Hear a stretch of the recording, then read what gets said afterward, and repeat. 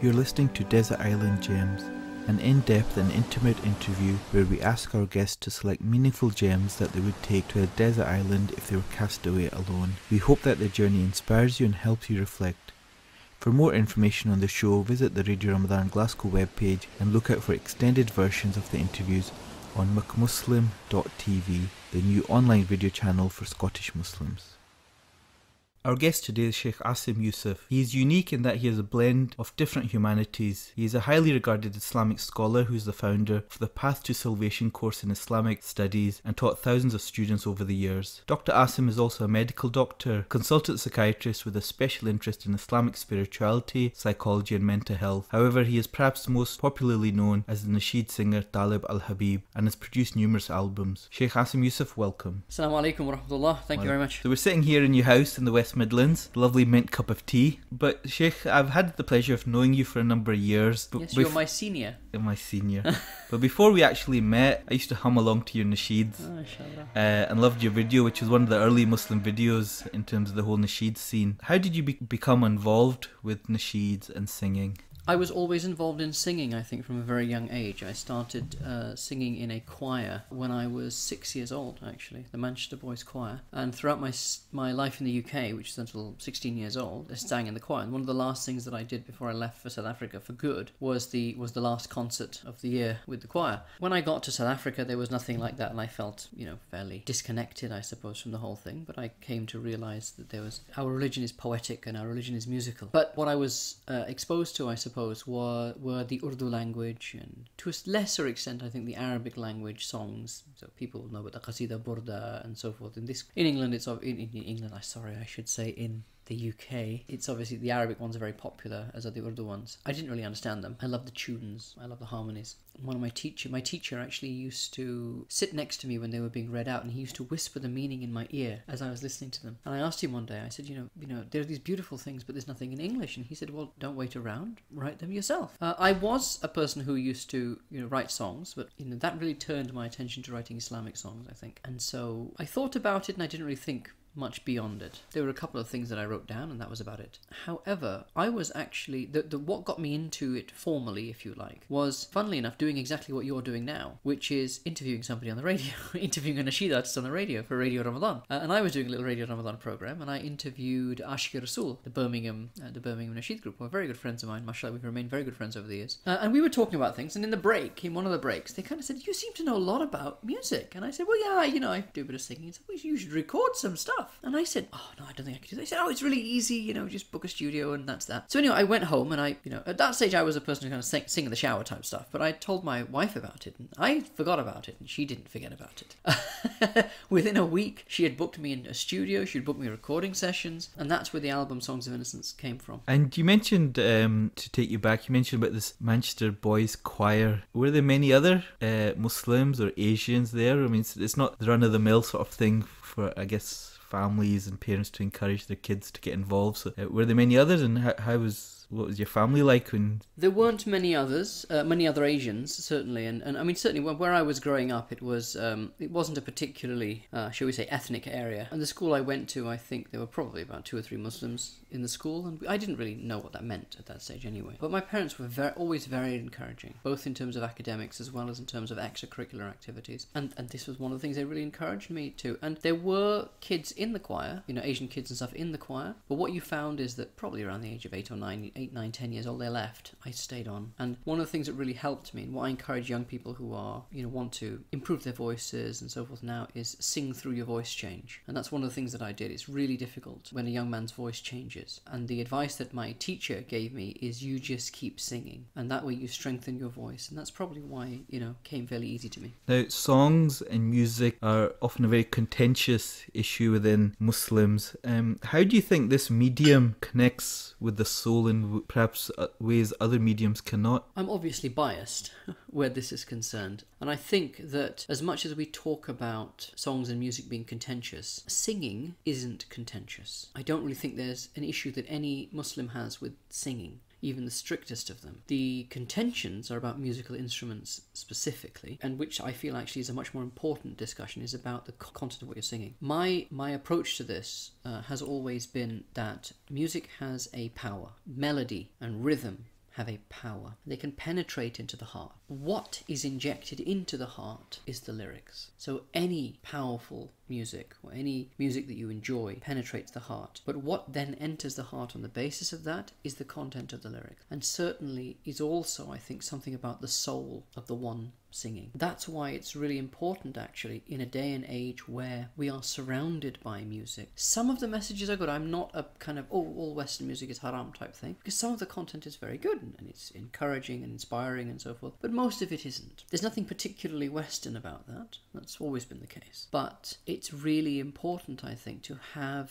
music and to support artists who are providing beneficial content and things that will help people to connect to God, to connect to the Prophet ﷺ, and to connect to their religion. So tell us about your first piece that you've chosen. The first piece I've chosen is a slightly unusual one, probably, given the nasheed stuff and the scholar stuff. It's actually a quote from Lord of the Rings, and it's a part of a longer passage in the text. Some people might know it from the movie. In the movie it comes when they're in the Mines of Moria, but in the book it comes much, much earlier. And the quote is, "All we have to decide is what to do with the time that is given to us." And the reason I've chosen that particular quote is because, number one, I think there's a lot of wisdom in it. But more importantly, it's more about the book, The Lord of the Rings. And more generally, I think, about the power of stories. I was very recently asked by the principal of a number of Islamic schools down south. Of course, everything's down south to you guys, you're from Glasgow. But anyhow, and he asked me a question. He said, what is the best way to instill moral character in children? And I replied pretty unhesitatingly with one word, and that was stories. I think stories are incredibly powerful. At the moment, my daughter is writing an Islamic historical fantasy story, which actually links into an Islamic studies curriculum. So the entire Islamic studies curriculum, the wudu and tahara and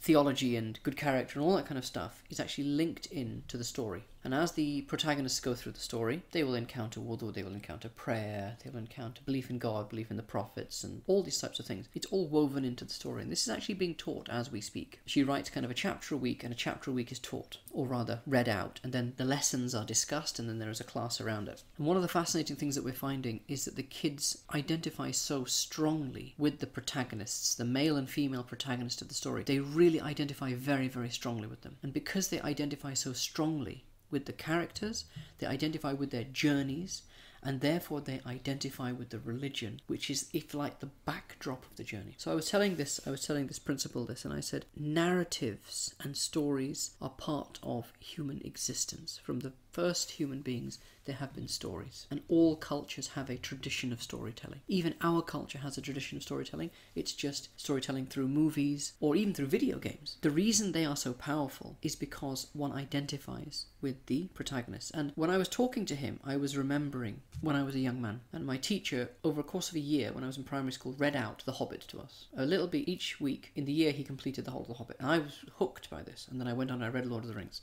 And Lord of the Rings is a difficult read. It's a long book. There are long passages of description. But what I really identified with was Frodo's innocence, and the fact that it was his innocence ultimately that saved him. Sam's courage and loyalty, and Aragorn's nobility, Gandalf's wisdom. These four characters I really identified very, very strongly. And I realised, looking back on my life, how much of an effect it had on me. Innocence, courage, loyalty, wisdom, and nobility of character. This had a tremendous effect on me, and it shaped, I think, the way I've looked at my life. And many people will say, things have changed now, and perhaps focusing on reading, and I know there's different ways of storytelling, but perhaps as Muslim communities, maybe we don't read as much as we should or we could, And it's interesting, do you think there's so much for us to learn in that medium, but also from stories that are not, obviously, people would say Islamic, or, just read about the Sahaba, so do you think there's a lot of wisdom and a lot to learn from actually any stories and novels that are out there? Yes.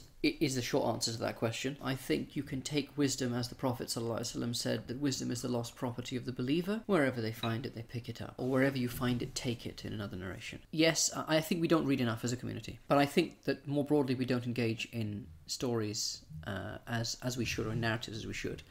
And yes, there is a great benefit to reading the stories of the Sahaba, but there is a lot more stories in our religion than simply the stories of the Sahaba. Bear in mind, the stories of the Sahaba are not stories, they are histories. The difference between a myth and history, between a story and history, is that the story is calibrated to bring out a certain theme. You can find themes in history, but you have to dig deeper. When you are writing a story, when a story is written, it is written to bring out certain themes, certain lessons and moral guidance. So yes, our historical tradition is rich and vast. It's more than just the Sahaba. It's the awliya Allah. It's we have many history, many stories from our history. But there is still a place for fiction writing that is calibrated to bring about themes, lessons, and morals. So I'm imagining when you were growing up in your household, I guess there's music and singing, there's reading and novels. Can you paint us a picture of what life was like in your memories growing up in terms of the household? Alhamdulillah, I had a happy childhood. For the first few years of my life, my father was a doctor, and doctors in those days would have to travel a lot. So we would rarely see my father. One of my very earliest memories is actually driving from London. I was about 4. Driving from London through the Norfolk Broads to get to Norwich where my dad was working. And I remember the memory is my mum driving and her telling me, "You're the big brother. You need to keep me awake." And we were driving through the fog.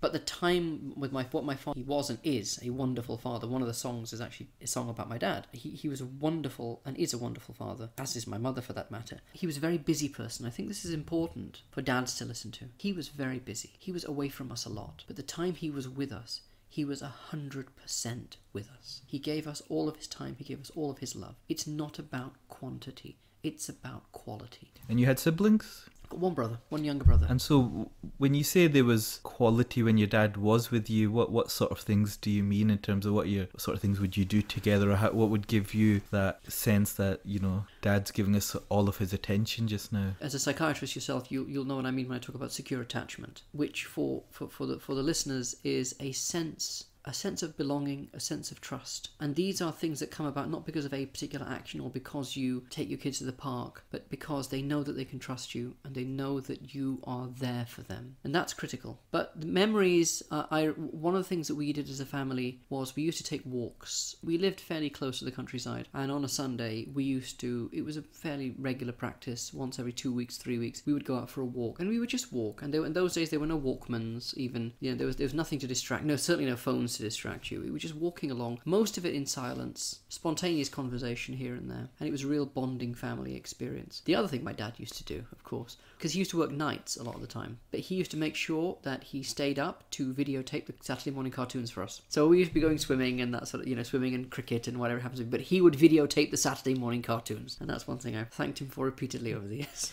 You mentioned the story about your mum telling you to keep her awake through this fog. So did you feel a real sense of responsibility from quite a young age that I guess you were the man of the house? You were there to support mum as well as her to look after you? I think that's a sense of responsibility that came because of the circumstances, but I think it was actively instilled by my parents. My mum used to say to me, once we went to South Africa and we kind of became religious, inverted commas, if you like, my mum used to always apologise to me. She said, "Oh, I'm sorry I never made you a Hafiz al-Quran. I'm sorry I didn't give you the Islamic education that you need," because my mother was a convert.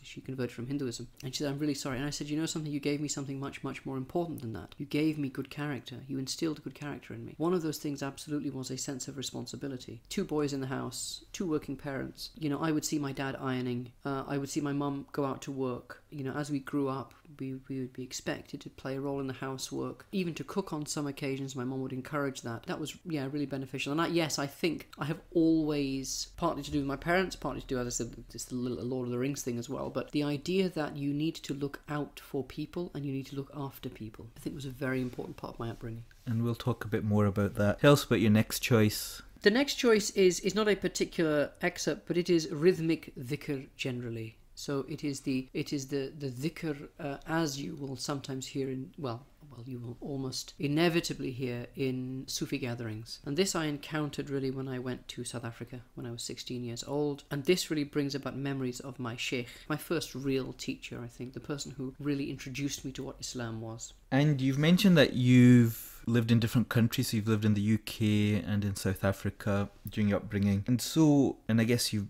mentioned, which I wasn't aware about, your mother as well, converting and stuff. So were there ever issues about identity and belonging and fitting in? I guess thinking about whether that's a nationality type thing, a British person going to South Africa and then returning, even heritage of your parents and ancestors. Was that ever an issue for you, or was that something when you were growing up that you toyed with? I'm sure there must have been moments of teenage angst. but I don't really remember them. And I think the reason was I felt so comfortable in my family. Wherever I was, whichever part of the world, I never really felt, I still, I think, don't feel a part of a particular place or a particular group, but I didn't really need it because the family attachment really supports one through that. This is thinking back on it, obviously. I was in London until the age of 6. When I moved to Manchester, I was kind of a London boy who'd gone to Manchester, and I was pretty much a London boy who'd gone to Manchester for 10 years. Then I went to South Africa and I was a British lad in South Africa. Then I came back here at 26 and I was South African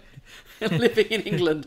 So I think one of the things that has done is it's allowed me to transcend notions of needing to belong to a particular group or place or what have you. I consider myself British. I consider myself South African as well. I consider myself Muslim. And I consider myself of Indian heritage. And I don't see any contradiction whatsoever where these are concerned. And one of the important things that I try to do in the teaching and so forth is try to help people overcome, contradictions and confusions that they have about identity. When you used to change schools, would you make friends quite easily? Would you fit in? Were you quite somebody who would naturally fit in and make friends and become almost, I guess at the moment you're very much in some sort of teaching and leadership type of roles. Were you that type of person when you were young, or were you quite happy in your own company and you just got on with things? I guess because often it's that change between schools and countries can be difficult transitions for some people. Yeah.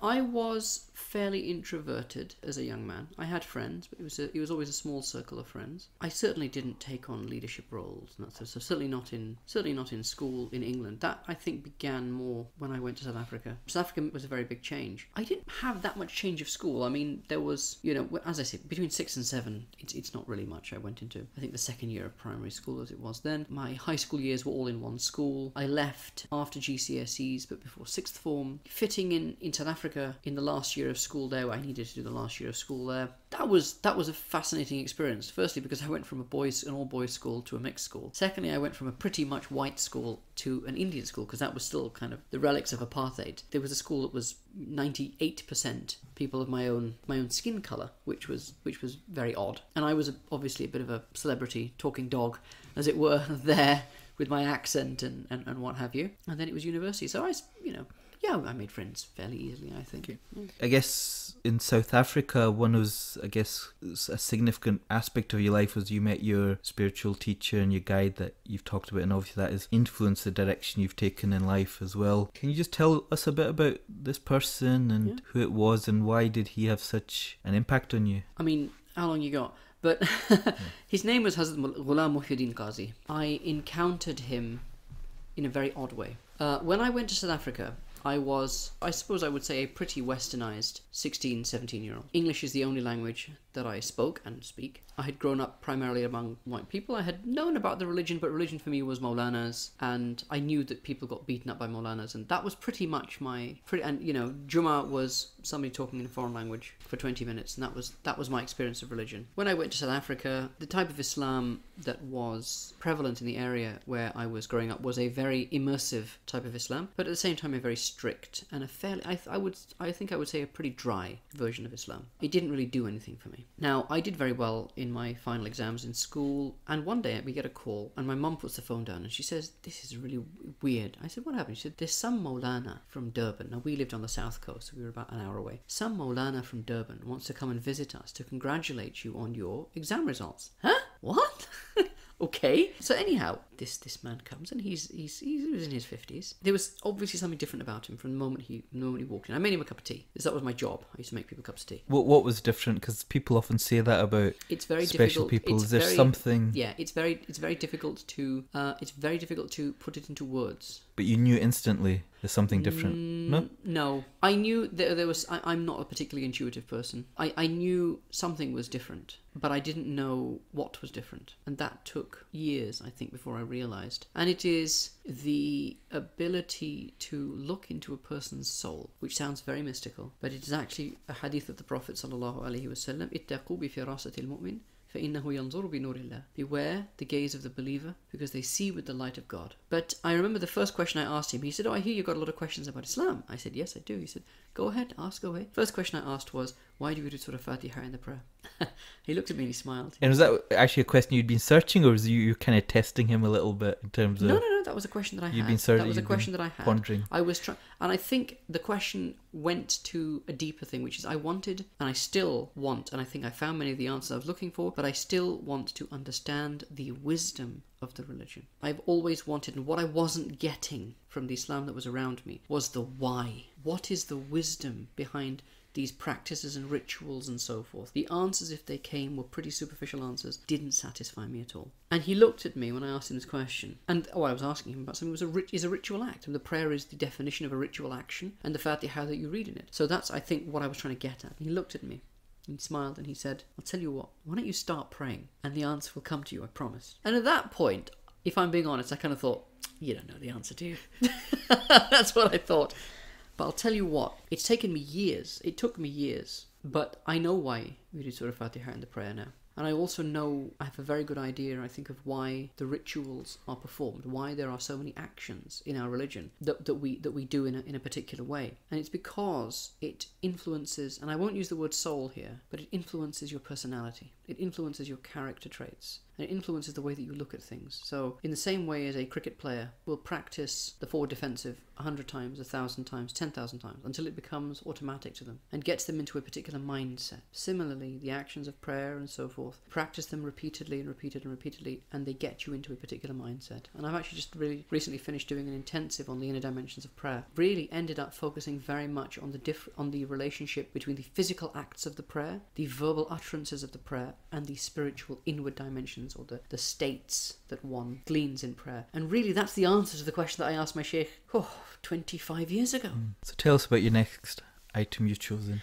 The next item is song that my Shaykh wrote. He was a very poetic person. He wrote in Urdu, and he wrote a song called Har Saas Ye Kehdi Hai, which is an ode of yearning for the Prophet ﷺ. And really, I think I've chosen that because, again, of this connection between music, the poetic beauty of the religion, and the ability of, especially the devotion towards the Prophet, peace and blessings upon him, to inspire the human soul. The Prophet, peace and blessings upon him, really is the foundation of the religion. And connection to the Prophet ﷺ, especially in the times where our religion is really under attack, both from the outside and from the inside. And the attacks from the inside, the attempts to misrepresent the nature of our religion, and therefore the nature of the Prophet ﷺ, are some of the worst attacks, I think, on the religion. One of the things that I have to deal with, and it is an honor to deal with it, but it is very sad at the same time, is people who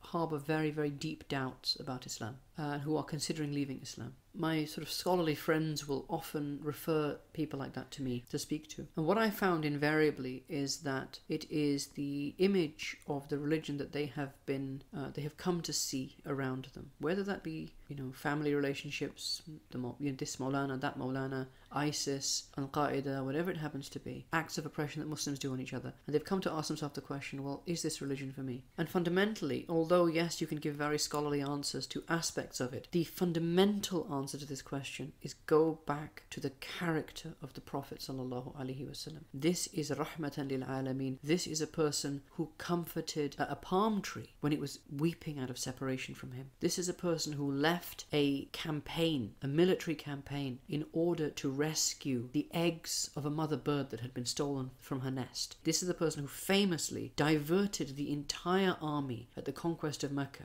diverted the course of the army because there was a pregnant dog giving birth, and the Prophet ﷺ did not want the dog to be disturbed, didn't want that mother dog to be frightened when it was nursing its newborn pups. Is this the type of person that you think would countenance oppression, cruelty, anything that would cause a human soul grief? Once you can grasp the character of the Prophet ﷺ and the nature of the Prophet ﷺ, a lot of this religion starts to look very, very different. And they say that the scholars are the inheritors of the prophets, and I guess this, they do, don't they? This scholar that you obviously had a very close attachment to, I guess summarize, I guess, from that first cup of making him tea and that first question, how did that relationship pan out over years and I think decades? My Shaykh, I met him when I was 17. He passed away 2 years ago. So I've known him my entire adult life. and I've had very close contact with him even when I was in the UK. I would go back once or twice a year to South Africa, specifically to spend time with him, although my whole family were there, but specifically to spend time with him. I would be in weekly contact with him on the phone. When I talk about the character of the Prophet sallallahu alaihi wasallam, the reality is you don't get this from books. You can't appreciate character, personality from books. It's something that needs to be experienced. You can read about mercy, but when you are the recipient of mercy, you understand it in a completely different light. And it was actually my sheikh who explained this to me when he was talking about some of the stuff, and he said, look at an orange. He said, you can measure the orange, you can weigh the orange, you can test the pH of the orange, you can learn everything there is to know about the orange, but you won't know what an orange is until you eat it. You have to taste these things. And this is this case when it comes to awe of Allah, when it comes to desire for God, when it comes to love, when it comes to fear, hope, grief, joy. These things have to be experienced. And this is the core of what the religion is. And I experienced these characters of the Prophets, these characteristics of the Prophet ﷺ with my teacher. And is there a particular image that you think of when you think about your time with him? Is there any standout moment or moments that... I mean, there are many, but I'll tell you one. He said to me once, and I really can't overstate the impact he had on my life, but he said to me once, he said, do you know what the secret of this all is? Do you know what it's all... Do you want to know what it's all about? And I said, yeah, I do. He said, you sure? I said, no, I really do. What is the meaning of life? Life, the universe, and everything. What's it all about? He said, I'll tell you. Come close, but you got to come close. And he was standing outside his grandfather's house, actually. His grandfather had passed away, but he was standing there. He said, come closer, closer, closer. And I came right up to him. And then he hugged, and he just held me. He didn't say a word. He just hugged me. Then he let me go. And he said, that's the secret. And that's I think the defining image of my sheikh. It is about love, it is about compassion, it is about connection, and everything is about this. Had you allowed me, I would have put a Beatles track on here, and that Beatles track is All You Need Is Love, because that's what it comes down to ultimately. And it sounds like that relationship was almost like a father and son relationship for you and for him. It was a father and son relationship for me. It was, funnily enough, it was a father and son relationship for my father with him, actually. So my father also was his student. I'll tell you what, the relationship was a very close relationship, and I know that there were people who did very much consider him to be their father. I always considered him my teacher, a very beloved teacher, but a teacher. Of course there is an element, the Prophet ﷺ said this actually, Ana bikum bi manzilatil ab. He said to the Sahaba, I am like a father to you. And he said, I teach you things that nobody else will teach you. So this is the nature of the relationship, but it never impacted on my actual relationship with my father. There's a barakah in that, I think, that we had a very close relationship. In fact, I was talking to my dad recently, and he was talking about how much he misses my teacher. And do you think he treated you like a son? Yes. He treated me like a son, but he also treated me, I think, like a protege. There was discipline when I needed discipline, which was a lot of the time. And am I right in saying when he did pass away, you flew and you went across? I remember around that time. Yeah. Yes, I did. And was that almost you didn't have to think about it? Because you were here, obviously, and he was in South Africa. The only thing I had to think about was the fact that as close to him as I was, my family and some of his students from the UK were close to him. My wife, I knew him from the age of 17. My wife knew him from the age of 10. My children have known him all their lives. He read the adhan in their ears. They pulled out hairs from his beard when they were 3 months old, and So the only hesitation was, do I actually need to be here to support the people in this country? But it was really a no-brainer. I heard the news at 12:30. I was on a flight at 8 p.m. May Allah grant him the highest status in Jannah, and inshallah all the good works from the students that he's taught, may he benefit from that, inshallah. Tell us about your next item. The next item, I'm not sure I'm allowed to do this, but it's one of my own songs. It's Songs of Innocence, which was the first song that I wrote, the first Islamic song that I wrote, really. This song, when I hear it, it very much makes me think about my family. It's written for my children, but really written as though it really, I think, encapsulates the wishes of every parent for their child. And when I was writing it, I was half thinking about what my hopes and fears for my children, but I was at the same time thinking about the way I'd grown up and my parents and the hopes and fears they must have had for me. You have 2 daughters? Yes, 2 daughters. And you had both of them at the time? Or was it one child you had at the time when you wrote this?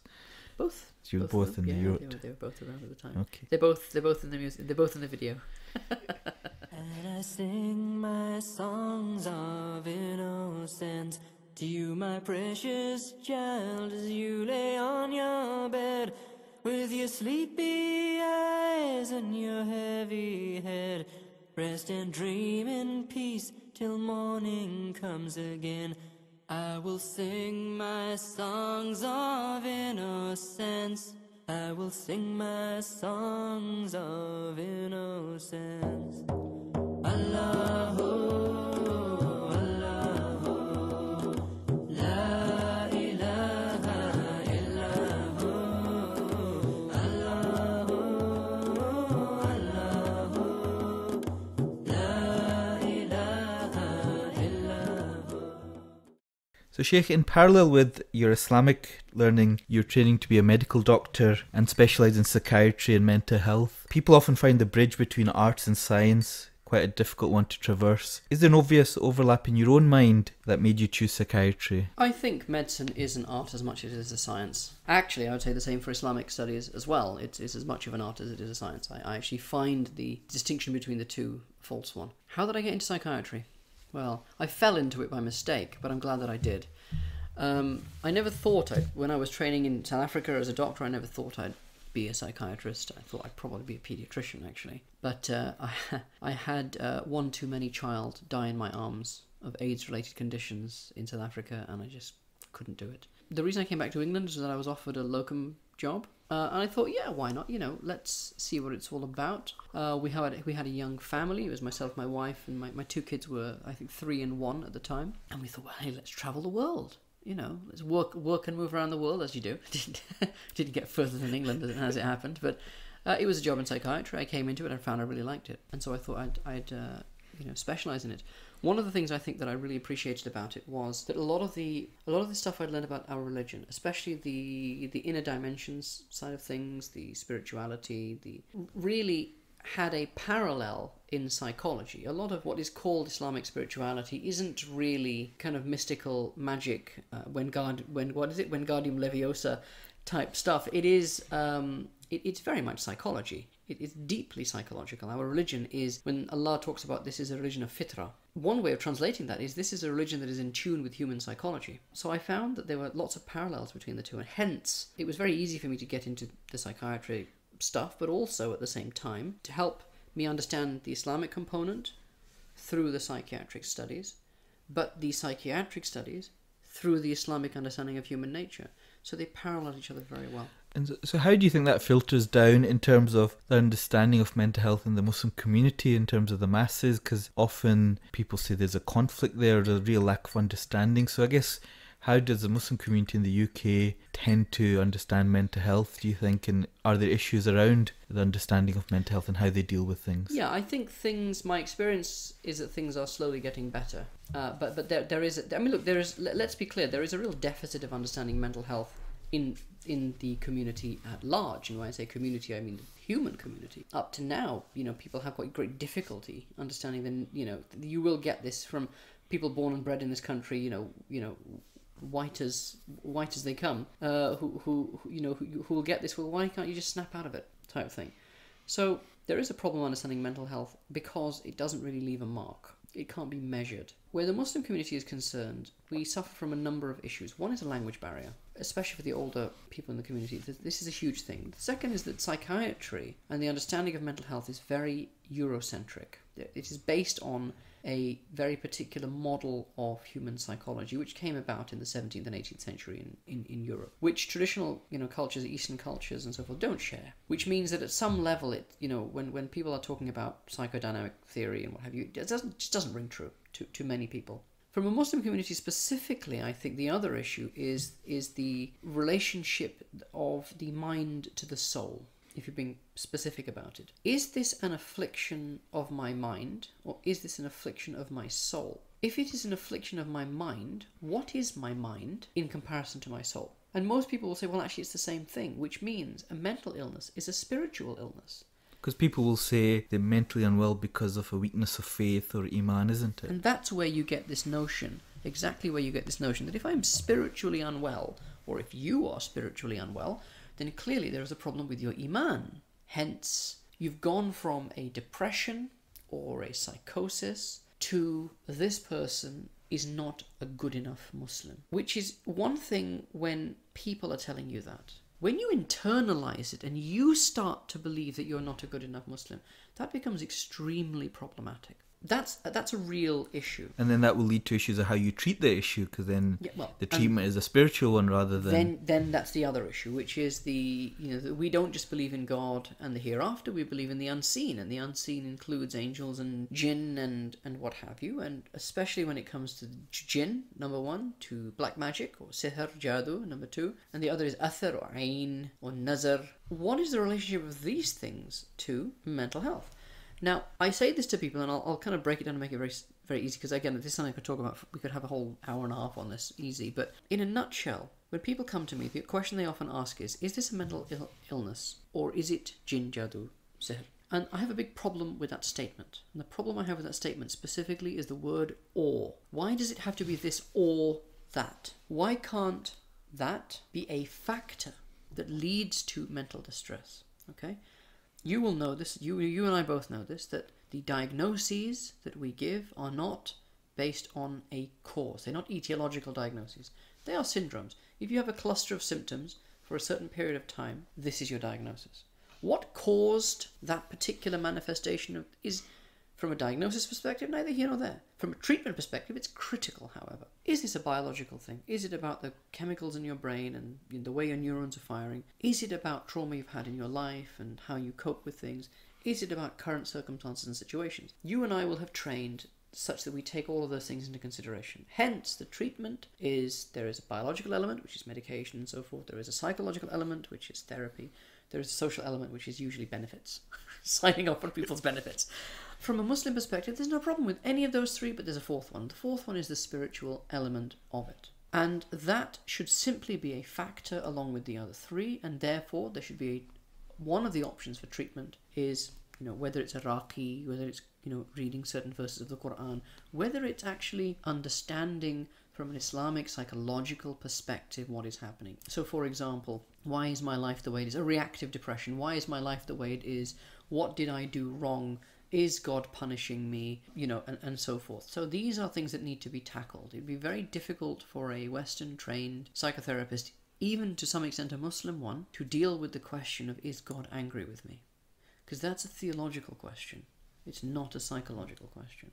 So take us to your next item that you've chosen. The next one is a quote from Rumi. And the quote is, "You've been a rock for too long now. Crumble yourself and wildflowers will spring up at your feet. Try something different. Surrender." So you'll have to explain to us, I guess, what the meaning of that is, or what. This is very much links in, I think, to the work, the mental health work that I do. I remember one of my friends became a scholar. He is a religious scholar, but he was appointed to an important post. And I asked him, I met him, these guys are really busy, but I met him one day and I asked him, how are things going? He said, it's really hard. He said, I thought people would come to ask me for fatwas on this and fatwas on that. They don't. It's all about marriage problems and mother-in-law problems. And I started laughing at him and I said, welcome, marhaba, marhaba. What did you think it was going to be about? One of the major roles of a religious scholar is actually to counsel people. Okay? Because people are in difficult positions in their life. It's very difficult to fly when you've got lead weights attached to your feet. And it's very difficult to grow spiritually when you have traumas, emotional trauma that you have to deal with and process. The way that people often try to deal with trauma is that they harden. They become hard. This is why abused people become abusers. You harden. You become a rock. I think people try to make themselves rocks. When they become rocks, they become unfeeling, both to other human beings suffering, but also to the whisper of God, to the inspirations from God. And what Rumi is touching on a very deep psychological point, which is that the response to trauma, the rock response to trauma is often the wrong response. Now, I have to be very careful about how I say this, but there is a different response, and that response is to crumble. What Rumi is talking about here, of course, is that rocks that are made up of clumps of earth that have hardened. And that's a very good description of the heart. The heart is earth. Things grow from it. Your character traits grow from your heart, from your soul. When rocks clump, if you garden, nice garden, which I don't get out into enough, but when you have clumps of rock, nothing will grow from that clump of rock. You need to crumble the rock. You crumble it in your fingers. Then you find things grow. And what Rumi is saying here is, The reason there is this response is because you feel that you have to deal with this yourself. Don't have to deal with it yourself. Allah is there for you. Allah is there with you. Allah is there protecting you. Surrender to God and He will process the pain. He will process the trauma. And then you will find that things grow from you. Are there parallels perhaps with the story of Prophet, peace be upon him, and I guess one of his lowest points was after Taif and Isra and Miraj? Is something about breaking before growing in terms of, even in the seerah, do you think? I think absolutely. I think, I taught the seerah about a year ago, and we took a year actually to go through the whole of the seerah because we really took a good analytical look at it. And one of the things I used to tell the students quite often is that, yes, okay, where the Prophet ﷺ is concerned, to imagine yourself in the place of the Prophet ﷺ, that there's occasionally theological issues with that. However, imagine yourself in the place of the Sahaba. If you want to really understand the Prophet ﷺ, you want to understand how this religion came about, you have to put yourself there. It's no good just reading about it. You have to put yourself there. And putting yourself there means opening yourself up to the emotions that you would have felt as a normal human being in that circumstance. One of the great glories of the Prophet, peace and blessings upon him, is that he was fully human. He was not a robot or some kind of mythical Zen Buddhist master who everything just washed over and he just wasn't affected by anything. He was deeply affected by things in his life. He deeply felt. I mean, the year of Taif, which was also the year of the ending of the boycott, which was also, yes, you're right, at the end of the year there was the Miraj. But that year, that was the year in which Sayyidah Khadija died. That was the year in which Abu Talib died, and it was called the year of sadness. He called it, sallallahu alaihi wasallam, the year of sadness, because it was very, very difficult for him. The thing I like to focus on, yes, the Mi'raj was a transformative and transcendent experience at the end of it. But if you look at, inverted commas, what was the Mi'raj? Why did it happen then specifically? There was a breaking of the Prophet. There was, or rather, I should not, breaking is the wrong word, but certainly a crumbling of the Prophet ﷺ that occurred through this year. All these hardships and persecutions that not just it wasn't him specifically, it was those around him, those whom he loved, the hardships that they were going through. The Prophet ﷺ, again from a mental health type perspective, if you like, was a carer. He was, in the last few weeks and months of Sayyidah Khadija's life, he was caring for her. The burden, you and I know, it's the burden on carers, the burden on people who are dealing with family members who have illnesses and so forth. It's a tremendous burden. The Prophet ﷺ bore that burden. The Prophet ﷺ was a single parent. When Sayyidah Khadija died, before he remarried, it was a year. He was a single parent. He actually describes in the seerah that he was cooking for the family and they were being persecuted. And somebody threw the intestines of a sheep through the window and it fell into the cooking pot. But who was cooking? The Prophet ﷺ was cooking. Though he had, now bear in mind, he had adult daughters. He had daughters who were married, but they were in their own family homes. He was looking after his family. SubhanAllah, so I've never heard that perspective, I guess, of being, that, which, as you say, is so true, isn't it, as a single parent and how he coped with that, SubhanAllah. So the Prophet ﷺ, we have a program called the Winter Spring Mawlids, which is 12 nights in the beginning of Rabiul Awwal, where we all gather together and we do some dhikr and we sing some songs and we have talks and we have talks around a theme, different scholars coming and delivering talks around a theme. The talk in the Rabiul Awwal just passed was the previous one, I should say, was the roles of the Prophet ﷺ. So the Prophet ﷺ as parent, the Prophet ﷺ as teacher, the Prophet ﷺ as student, the Prophet ﷺ as a diplomat, and so forth. But there are many of these roles that the Prophet ﷺ had that you don't think about necessarily. As I say, as a single parent, as a carer, as a widower. The Prophet ﷺ inhabited all of these roles. As a grandfather, for that matter. There's much to learn.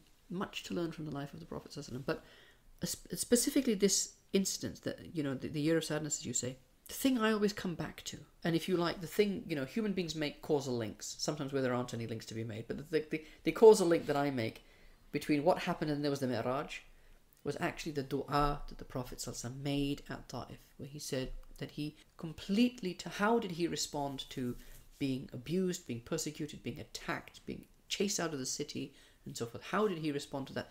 In the heat of the moment. And this is the real thing. This is not a dua that he made a week later. It was in the heat of the moment, while he was still bleeding, while he was puffing and panting, having run down the mountain of Taif. What did he say? And when he makes this dua, he says, I seek refuge in the light of your countenance. The thing about this dua is you find the humanity of the Prophet ﷺ, the natural response to what he's experienced. Oh God, what has become of me? Where have I had to go? Who will look after me? To these far people, to my own people who will try to assault me, to these far off people who will humiliate me. This is a natural response, but it is a complaint, and this is the thing, it is a complaint to God. It's not a complaint about God. There's no problem complaining to God. Oh Allah, what's going on? And in the dua, you see it's like Allah is answering him as he's making the dua. Because he goes from this, to you I complain of my weakness, my lack of strength, my lack of allies, the fact I've got no way out. Where will I turn? And then he says, I seek refuge in the light of your countenance that illuminates all things and leaves no darkness. If you are not displeased with me, then I do not care what happens to me. And this is the surrender. This is the crumbling and the surrender.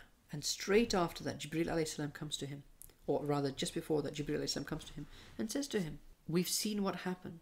Allah has sent me to you, and he has sent me with the angel of the mountains of Ta'if, and he has told me that you give the word and these mountains will smash together and destroy the people of Ta'if. What would the rock response be? Go for it. Yeah? What did the Prophet say? And this is, again, there's a great wisdom in what he said. And firstly, it parallels the most famous thing that Isa alayhi salam said, or for Christians, the most famous thing that Jesus said was, Father, forgive them, they know not what they do, when he was on the cross in Christian theology. From our perspective, we have the Prophet sallallahu alaihi wasallam. In that situation, what does he say? Oh Allah, forgive my people, they know not what they do. He says exactly the same thing. And then he says, maybe from their offspring, their children or their grandchildren, will come a people who will worship Allah. And that's something that we in this country need to understand. The Prophet ﷺ, even in that circumstance, was playing the long game. Although he had very serious things to take care of at the moment, which was that there was nobody to look after the Muslim community, to give protection. This is how it worked in those days. There's nobody to give protection to the Muslim community in Mecca. This is why they went on hijrah, eventually, alright? But he's gone to Ta'if for a reason. He's not going to do da'wah. He's not just da'wah to the people of Ta'if. He needs protection for the Muslims, okay? So he has something very important and urgent to take care of, but that doesn't stop him from thinking about 100 years' time, 200 years' time. We in this country, we don't think, oh, I spoke to my neighbor about Islam and they didn't listen to me and now forget it, they are, that's it. Think about the Prophet ﷺ. What is he thinking about? He's thinking of generations down the line. So there's a great wisdom in all of this. But you see, this dua is a transcendent dua. You go from humanity to spirituality. And you see both aspects of the Prophet ﷺ. And we can recognize both of these aspects in our own lives. I think that's really fascinating, Shaykh Asim. So take us to your next item. The next item is a hadith of the Prophet ﷺ. And it has become known as the hadith that is the advice of the scholars of Damascus, or the advice of the scholars of Syria. And this is a hadith that when you are studying in Syria, my scholarly heritage is very much a Syrian heritage, but I'm not somebody who has spent a long time studying in Syria. But those who have been there, and what I experienced when I went there for the short time I was there, is that when you leave, it's adab that you go to the scholars and you ask them for advice. And it is a tradition there, and Allah give its people a lot of, give them ease and, allow them to come out of this dreadful situation that they're in and bring them peace. Because it was a beautiful place, and there are a beautiful people. But the advice that was given, the scholars give to the students, is this hadith of the Prophet ﷺ, which is اتق الله حيثما كنت وأتبع السيئة الحسنة تمحها وخالق الناس بخلق حسن. That is to say, be conscious of Allah, have taqwa for Allah wherever you are. Follow up a harmful act with a blessed one in order to wipe it out, and treat people with the best of character. And this is a really encompassing hadith of the Prophet ﷺ, which is why it has become this piece of advice that is given to students by these scholars. The first part really describes an ideal. Ideally, be aware that Allah is with you, wherever you are and whatever you are doing. This works in two ways. If you're thinking of doing something wrong, then knowing that Allah is with you will prevent you from doing it. If you are thinking of doing something right, knowing that Allah is there will purify your intention. If you are in a joyful or happy or blessed situation, knowing that Allah, being conscious that Allah is there, will allow you to be thankful to Allah. And if you're in a difficult situation, a difficult circumstance, knowing that Allah is there will allow you to seek comfort from God and strength from God's presence. So that's a very powerful thing. But that's not what I like about the hadith. I like the second bit. And that's really where the very practical nature of our religion comes in. Because it would be great if we all did. If we all did that, we'd all be awliya Allah. And the world would be a better place. But we can't. We often forget that Allah is there and we end up doing wrong things. And the fact that our religion takes cognizance of the fact that we will mess up. We're going to, especially when it comes to human relationships, we're going to screw up all the time. What do? Do something to rectify it quickly. You've said something cruel to somebody. Apologize. Say something nice to them. You've let somebody down. Make it up to them. And do it immediately. Don't wait. Don't let it solidify. Don't let it fester. So the fact that our religion takes into consideration that we are going to do things wrong, but if you do, this is how you make it up. That's, I think, a very powerful and a very useful thing. And then the last element of the hadith is treat people with the best of character, which I think is very, very important.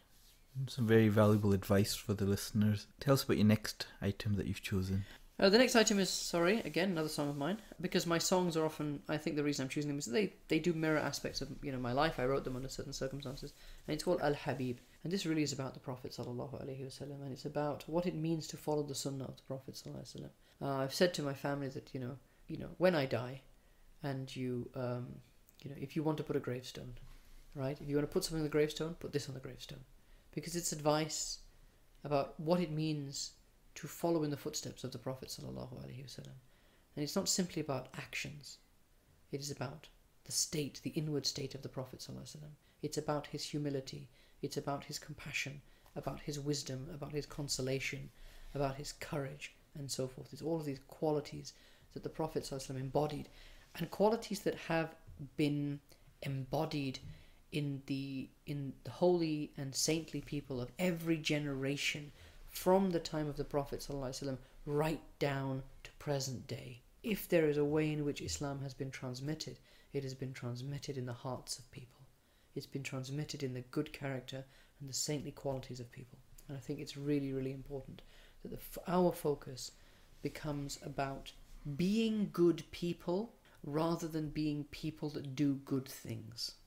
If you are a good person, you will naturally do good things. If you are a flawed person, it takes a tremendous effort of will to do something good. If we all can focus on being good people. That's all it's about. It's not hard. Be good. As there was an old movie I watched when I was a kid, and the catchphrase of the movie was, be excellent to each other. And that's really what it comes down to. Ahsinu, فَأَحْسِنُوا إِنَّ اللَّهَ يُحِبُّ الْمُحْسِنِينَ. Be good. Allah loves the good.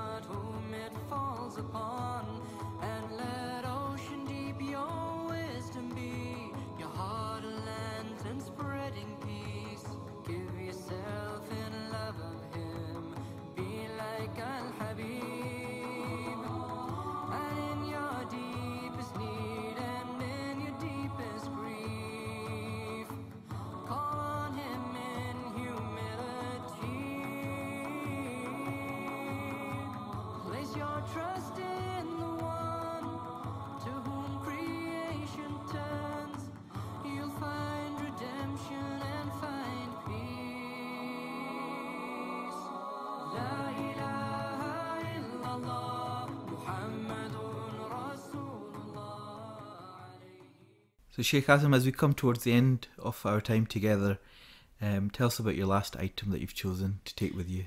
The last item is a verse of Quran, to finish off with a verse of Quran, and it is سنريهم آياتنا في الآفاق وفي أنفسهم حتى يتبين لهم أنه الحق. Soon we will show them our signs in the farthest reaches of the heavens and within themselves, until it becomes clear to them that this is the truth. Our life ultimately is a journey to God, but it is a journey to God, for God, and a journey to God, for God, with God. And I think this is the critical thing. It's the last thing that most of us forget about.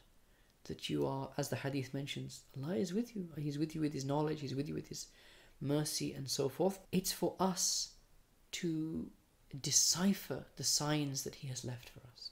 And the signs are all around us and also within us. I've just finished writing a book on prayer times, how to deal with, especially twilight, Fajr and Isha prayer times.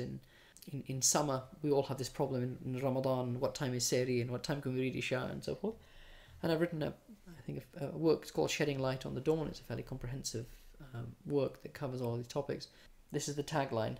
And there's a very particular reason that I've used this one, which is explained in the book. But I think more broadly, if we can see and we can understand and feel the signs of Allah, both those signs around us as well as those signs within ourselves, this journey starts to make a lot more sense, and we are much more heedful of our purpose. I sometimes tell my students and so forth that when you're on a journey to London, let's say, you're driving down on the motorway and you think, sometimes you think, am I going in the right direction? What do you see? You'll see a signboard and it says, London, 200 miles that way, turn this way and so forth. These are signs, and the signs are there, number one, to remind us about where we're going, but also to point the way to us. And thirdly, very importantly, to give us a sense of reassurance that we are drawing nearer. These signs are with us. The outward signs, we sometimes think about great massive things like, oh yes, when you look at the sunset and you look at the sunrise, and isn't it amazing? And yes, these things are amazing and these things affect us. The signs of Allah around us are in everyday things. It might be a passing word that somebody said to you. It might be a billboard that you saw. It might be something that you heard on the radio. These are Allah.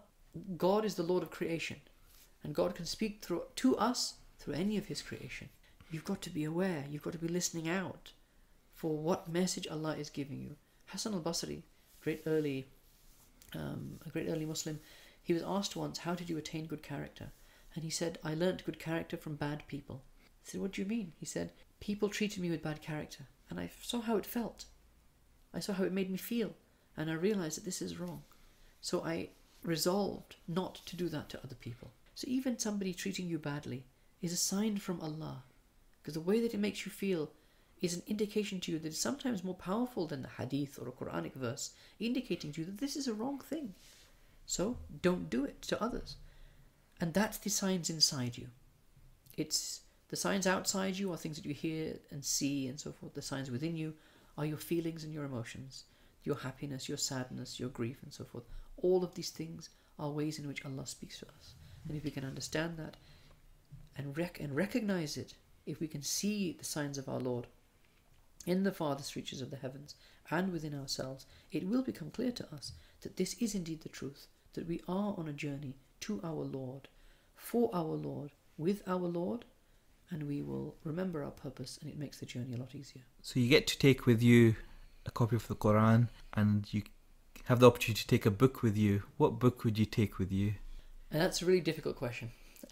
Because there are so many, there are so many books. I'm assuming I'm going to be on this island for quite a long time. Absolutely. And I'm assuming I'm going to be alone. So it's not nice to be alone, but if I'm going to be alone, it's a nice opportunity to devote myself to coming to know my Lord, so that I'm not alone.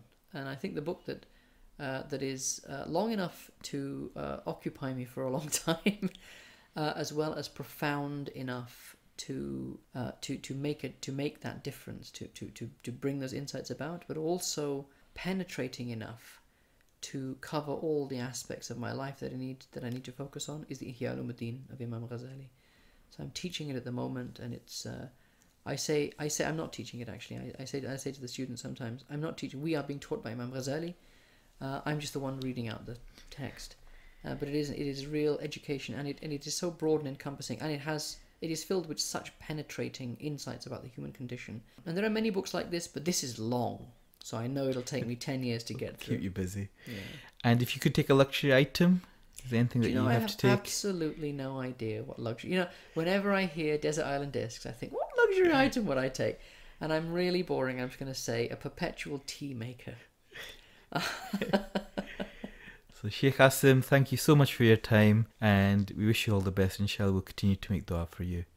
And you make dua for us as well, inshallah. I mean, I will, of course. Thank you for listening to Desert Island Gems. Let us know what you think of the show on the Radio Ramadan Facebook page, and keep an eye out for special versions of the show on McMuslim.tv.